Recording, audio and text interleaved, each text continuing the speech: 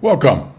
I'm Richard HAASNOOT, and I want to welcome you to this Advanced Wisdom series, where my goal is to help you live more of a wisdom-inspired life, the very best kind of life that humans can live. In these episodes, I make very specific suggestions for you about how you can live a wisdom-inspired life.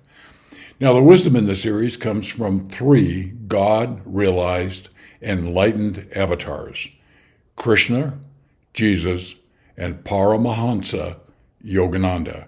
As God-realized enlightened avatars, when we read their words or hear their words, we are hearing the wisdom of God. So let's get into this first episode, which focuses on two topics: spirituality and God, in very powerful ways. This is good stuff. So let me start. Long quote. Spirituality is generated slowly, sometimes imperceptibly. That's why it requires patience and commitment. I speak with lots of experience in this regard. Even though the meditating devotee feels that his attempts at controlling the mind are fruitless, yet if he continues with zeal, believing in the words of his preceptor, he suddenly finds response from God, intimated through his long, silent meditation.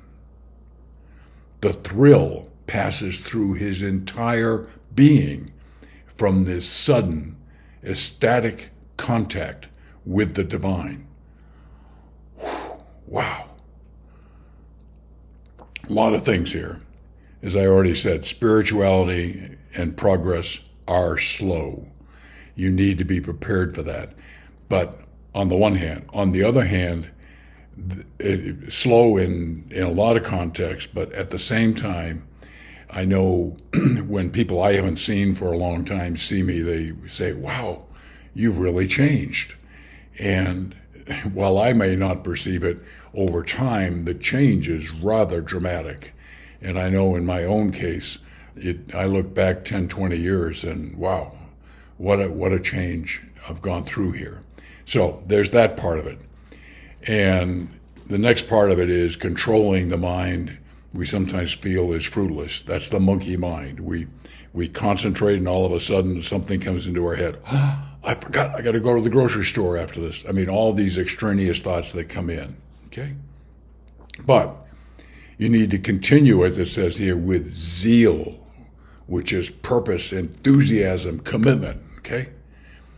And suddenly finds the response from God in his long, silent meditation. Okay, a lot of stuff here. So how do you go about doing what's here? And let me give you three suggestions. First of all, you need to become very self-aware of beliefs, thinking, long-term, short-term. You need to become self-aware of who you are, how you're doing. Self-awareness is a critical life skill, not just spiritual skill. Second, you need to develop greater compassion and empathy in your life. Empathy is feeling another person's pain and understanding where they're at. Compassion is feeling that pain, but then wanting and acting to relieve that pain.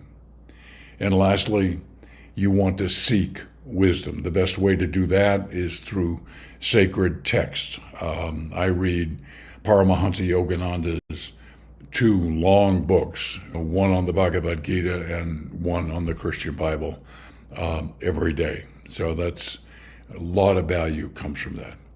Okay, a lot here. Let's move into the next quote. The consummate religious experience is direct perception of God, for which the purification of the heart is requisite. Okay? So the very best, highest form of religious experience is direct perception of God. The previous quote talked a bit about this also. But purification of our heart, of evil thoughts, bad habits, all that sort of thing, and imbuing our heart with love, compassion, empathy, those kinds of powerful qualities. Okay? So how do you do that? Well, deepen your spiritual practice. Commit yourself to meditating 5, 10, 15 minutes longer than you're doing it right now. Consider going on silent retreats or going in solitude, in nature. And last suggestion I'll make for your consideration is prayer, not empty, half-hearted prayer, but deep, sincere, you want God to hear this, okay? So, 2 great quotes here with a lot of wisdom. As always, I deeply appreciate you watching these episodes. I look forward to reconnecting with you soon. Thank you very much.